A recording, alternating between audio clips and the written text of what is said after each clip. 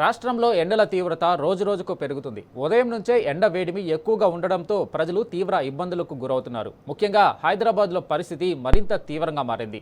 తీవ్ర ఉష్ణోగ్రతలతో ప్రజలు బయటకు రావడానికే భయపడుతున్నారు. తప్పని పరిస్థితుల్లో బయటకు వస్తున్న ప్రజలు వేడి నుంచి ఉపశమనం కోసం చల్లని పానీయాల కోసం జ్యూస్ షాపుల వద్ద బారులు తీరుతున్నారు. మరోవైపు ప్రజలు అప్రమత్తంగా ఉండాలని వాతావరణ శాఖ సూచిస్తుంది. దీనిపై మరింత సమాచారం మా ప్రతినిధి అరవింద్ అందిస్తారు. ఎండ అనే విధంగా ఉంది. నిప్పుల కొలిమిల నగరం మొత్తం నిప్పులు జల్లే విధంగా కూడా విపరీతమైన ఎండ గరిష్ట తీవ్రత కూడా విపరీతంగా ఉందంటూ ప్రధానంగా అర్థమవుతుంది. ఎండకు బయటికి రావాలంటే ప్రజలు జనుకుతున్నారు.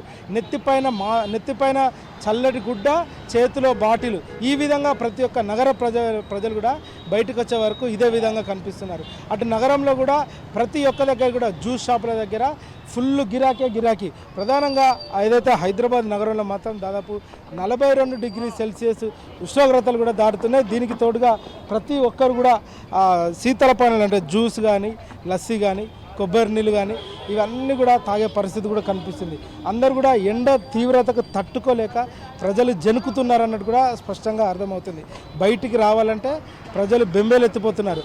మధ్యాహ్న సమయంలో మాత్రం వీధి వ్యాపారులకు కానీ, అటు ఆటో కార్మికులకు కానీ, భవన కార్మికులకు కానీ చుక్కలు ఎదురవుతున్నాయి అనే పరిస్థితి కూడా ప్రధానంగా కనిపిస్తుంది. ఇక్కడ ఒక జ్యూస్ షాప్ దగ్గర ఉన్నాం. ఇక్కడ వీళ్ళని అడిగి తెలుసుకున్నాం.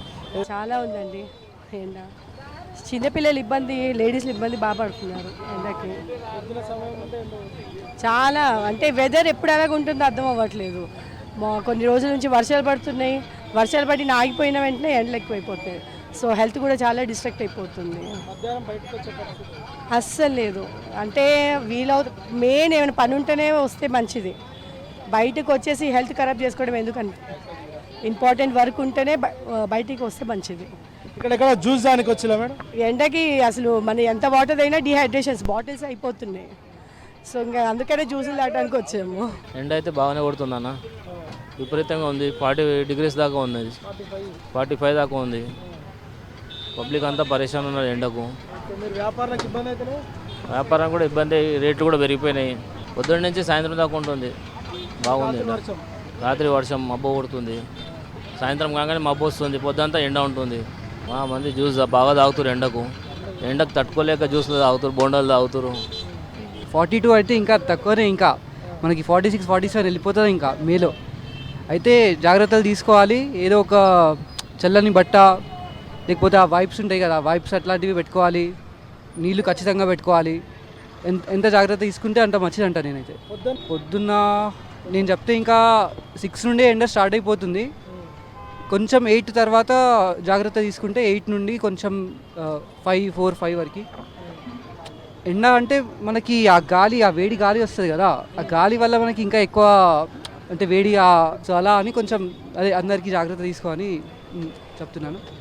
కడతాలండి, షాపింగ్ కొంచెం కొడుతుంది, బాగా కొడుతుంది.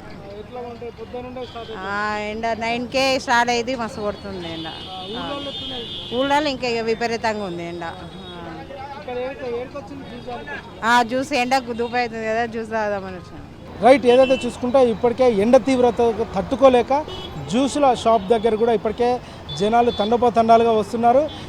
ప్రతి ఒక్క దగ్గర కూడా దాదాపు హైదరాబాద్ నగరంలో 41 నుంచి 44 డిగ్రీల ఉష్ణోగ్రతలు కూడా నమోదవుతున్నాయి. ప్రజలు బెంబేలెత్తిపోతున్నారు. ఎండకు బయటికి రావాలంటే తట్టుకోలేని పరిస్థితి కూడా కనిపిస్తుంది. జ్యూసుల షాప్ దగ్గర కూడా ఇప్పటికే విపరీతంగా జనాలు కూడా క్యూ లైన్లో కట్టే పరిస్థితి కూడా కనిపిస్తుంది. Video journalist Tirupati, Arvind, T News, Hyderabad.